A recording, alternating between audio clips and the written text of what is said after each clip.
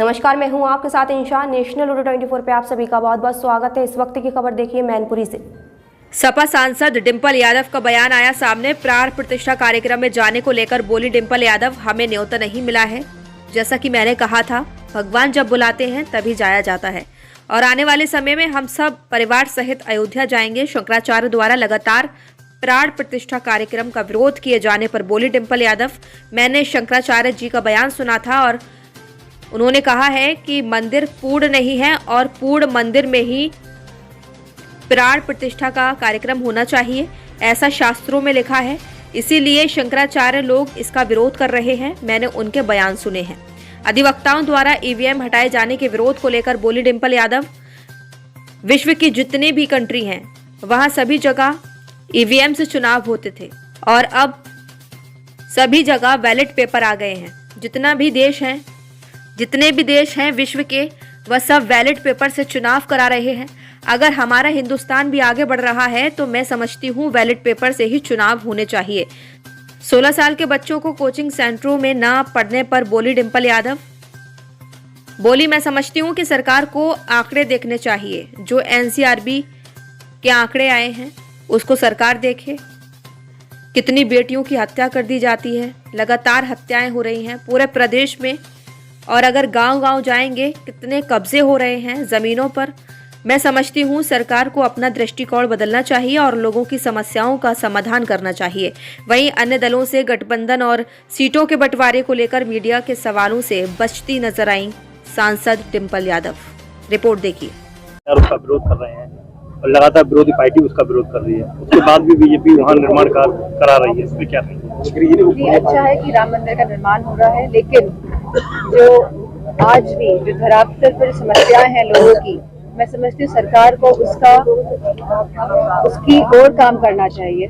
जो हमारे युवा बेरोजगार हैं, जहाँ पहले सरकारी नौकरियां थी, उसके बाद संविदा पे नौकरी देते थे और अब ठेके पे नौकरी दे रहे हैं। जहाँ हमारे युवाओं के भविष्य की कोई भी भविष्य नहीं है। अभी भी लोग नहीं जान पा रहे हैं, सरकार यह नहीं जान पा रही है कि लोगों की समस्याएं क्या है, कहाँ स्वास्थ्य की समस्या है, कहाँ शिक्षा की समस्या है। और बिना शिक्षा के कोई भी समाज आगे नहीं बढ़ सकता है। अगर सरकार चाहती है कि समाज आगे बढ़े तो गांव-गांव में अच्छी शिक्षा की ओर सरकार को काम करना है। आपका लगातार दौरा हो रहा था और आपने कहा था कि अयोध्या में जाने को लेकर कि हमको अगर न्योता दिया जाएगा तो हम अयोध्या जाएंगे। वहाँ के शंकराचार्य द्वारा आपको न्योता दिया गया है मेंथ के द्वारा, उसके बाद अब नहीं जा रही, इसका क्या? मुझे कोई न्योता नहीं मिला है और जैसे मैंने कहा, जब भगवान बुलाते हैं तब जाया जाता है मंदिर। और आने वाले समय में आप देखेंगे कि हम सब परिवार अयोध्या जाएंगे। शंकराचार्य विरोध कर रहे हैं राम मंदिर में जो रामलला की प्राण प्रतिष्ठा हो रही है, इसको किस तरह से देखते हैं? लगातार राजनीति हो रही है। मैंने शंकराचार्य जी का बयान सुना था और उन्होंने कहा है कि मंदिर पूर्ण नहीं है और पूर्ण मंदिर में ही प्राण प्रतिष्ठा का कार्यक्रम होना चाहिए, ऐसा शास्त्रों में लिखा गया है। इसीलिए शंकराचार्य लोग इसका विरोध कर रहे हैं। मैंने उनके बयान सुने। अधिवक्ता लगातार अधिवक्ता ईवीएम को लेकर विरोध कर रहे हैं कि ईवीएम से चुनाव नहीं कराना चाहिए। उसके बाद भी सरकार कानून में रुई लगा के बैठी हुई है।